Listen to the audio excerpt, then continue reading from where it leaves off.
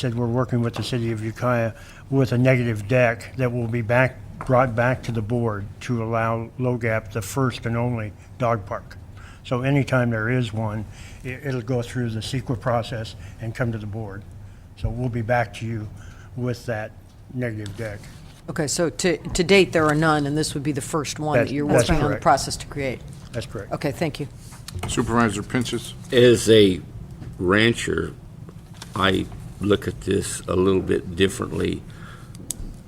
I think the ordinances and laws are in place just like the previous issue. It's just the enforcement, and I don't think it's been a priority. Frankly, as I come to this board when I was not on the Board of Supervisors and requested the board remove the animal control or the issue and put it back in the ag department where it probably belongs. It was in the ag department because this is a real issue. You know, vicious dogs, they might growl at people and bite people once in a while, but it's causing a tremendous monetary loss to livestock producers out there, whether it's cattle, sheep, goats, or anything. It's happening on a daily basis. You don't hear them ranchers and come in here and every day and complain about it, but it's happening out there. And they don't really rely on animal control to take care of the problem, because when you're 2 hours from the, you know, they deal with the situation or try to. But, you know, you go to the little towns and people have got unlicensed dogs. That means if they're unlicensed, that means they're not vaccinated for rabies and whatnot. It's a real situation we have here in this county. It's getting worse. And it tends to be the vicious breeds that are out there and proliferating. But you know, it's something that I feel, and the reason I bring this up now, because there's an issue we ought to think about putting the animal control probably back in the agriculture side of the county to where it can be treated as a real, you know, there's a real economic loss to our agriculture out there because of these uncontrolled dogs. And the further out you get in the county, the worse the problem is. So, but I don't think it, you know, I support the ordinance change and all that, but we have a real enforcement issue out there, and we're not dealing with it. And I don't, you know, nobody seems to want to, it's kind of hard to deal with it, and we have a limited amount of animal control officers out there. But I think they need to come down more firm on the actually follow back to find the owners of these animals and get a little more firmer on them, because it's really, as a rancher, you end up dealing with the dogs that get in your sheep or your cattle, but the real problem is the owners that don't control them. That's the real problem. Until we start following back that and making these owners in control of their animals, you're not going to solve the problem. Thank you. Any more comments from the board? To the public, is there any public comments in this regard? Wishing to speak to this item? I see no one stepping forward. Bring it back to the board for action.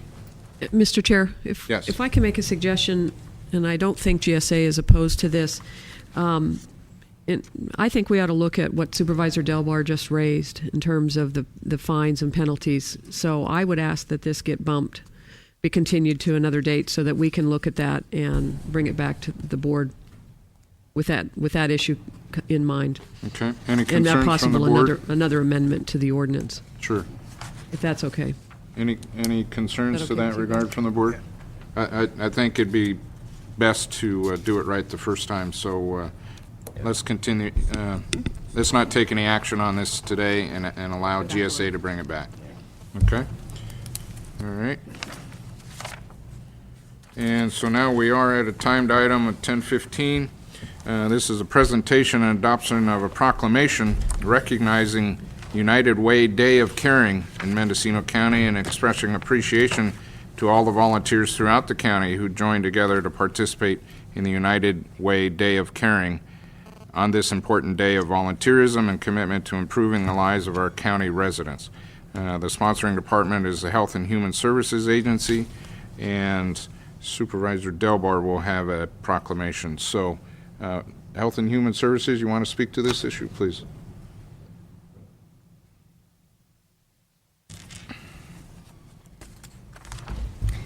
Chairman Wattenberger, members of the board, good morning. I'm Carmel Angelo. I'm the director of the Health and Human Services Agency. That currently does include animal control.